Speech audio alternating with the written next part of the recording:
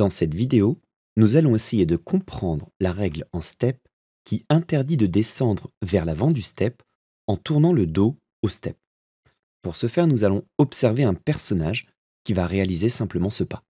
Il monte sur le step pied droit, puis pied gauche, et redescend à l'avant du step avec pied droit, puis pied gauche.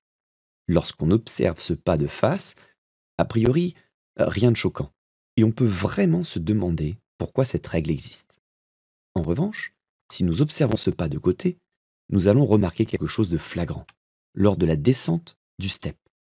À ce moment précis, quand le personnage pose son pied au sol, on va pouvoir remarquer une flexion très forte au niveau de la cheville du pied qui est encore sur le step. Chez l'homme, cette flexion, appelée aussi dorsiflexion, peut potentiellement atteindre 20 degrés.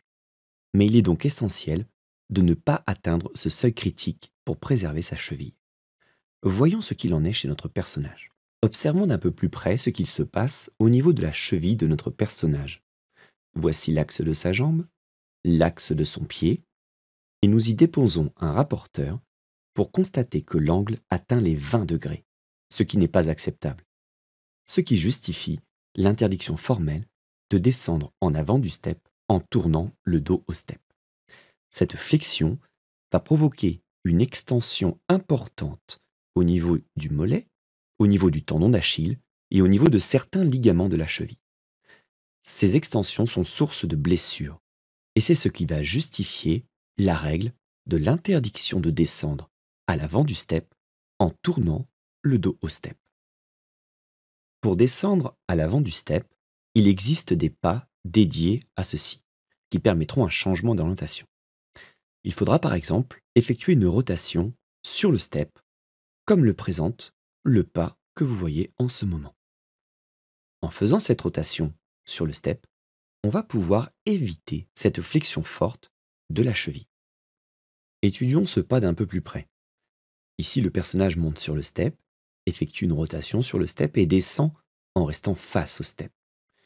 Ceci va préserver les chevilles. Regardez, sur une vue de côté, on va pouvoir voir que la descente, ici, ne propose aucune flexion importante, que ce soit au niveau de la cheville qui est sur le step, comme de la cheville qui est au sol. Cette rotation permet donc de protéger les chevilles. Il est également possible d'effectuer une rotation partielle sur le step, comme va le présenter ce pas.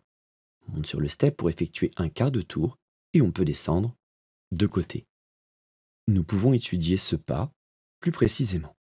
Le personnage monte sur le step, effectue un quart de tour et descend en pas de côté.